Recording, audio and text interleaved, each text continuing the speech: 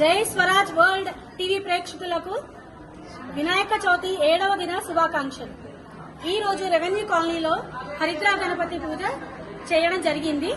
ఈ హరిద్రా గణపతి విశేషత ఏంటంటే, గణపతి ఎలా వచ్చారు మనకు అంటే, పార్వతీదేవి నులుగుపిండితో స్నానం చేస్తూ వినాయకుడిని తయారు చేసింది. దాన్ని ఉద్దేశించి మనం ఇక్కడ రెవెన్యూ కాలనీలో విశేషంగా పసుపుతో వినాయకుడిని చేసి నిమజ్జనం చేస్తూ ఉంటాము.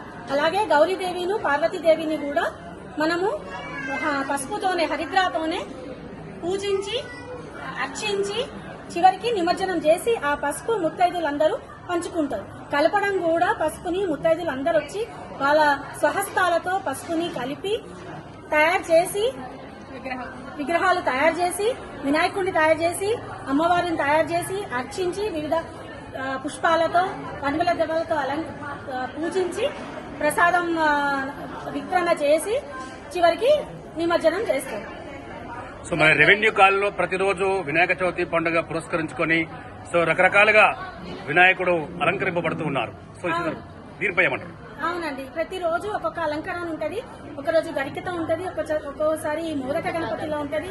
ఇవాళ హరిద్రా గణపతి ప్లస్ క్షిప్రా గణపతి పూజ ఉంటది. క్షిప్రా గణపతి అంటే తాంబూలంతో చేసిన గణపతి. గణపతి భోజన ప్రియుడు, అన్ని ఏది పెట్టినా ఆరగించేస్తారు.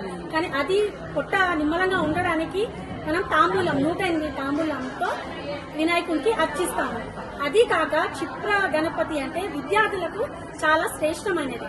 ఈ పూజ ఎవరైతే చేస్తారో క్షిప్రం అంటే తాంబూలాలతో విద్యను అంటే జ్ఞానాన్ని ప్రసాదిస్తారు. సో రేపటి గణపతి యొక్క ప్రాముఖ్యత ఏంటమ్మా? రేపు 8వ రోజు వినాయకుడికి 108 ప్రసాదాలతో నైవేద్యం అంటే ఒక్కొక్క పేరుతో ఒక్కొక్క ప్రసాదానికి ఒక్కొక్క పేరుతో ఒక్కొక్క ప్రసాదం నైవేద్యం చేసుకుంటాం.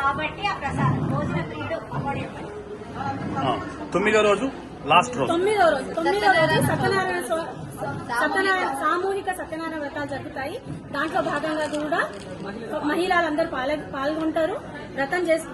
వ్రతం సంపూర్ణంగా చేసి అన్నదానం కూడా ఉంటుంది. మన రెవెన్యూ కాలనీ విశేషత ఏంటంటే, ఈ వినాయక చవితి రోజు ప్రతి అయినా వినాయక చవితి ఒక అన్నదానం ఉంటది. ఈసారి 2 అన్నదానాలు ఉన్నాయి. ఇవాళ ఒక అన్నదానం జరిగింది, ఎల్లుండి ఒక అన్నదానం మహా అన్నదానం ఉంటది.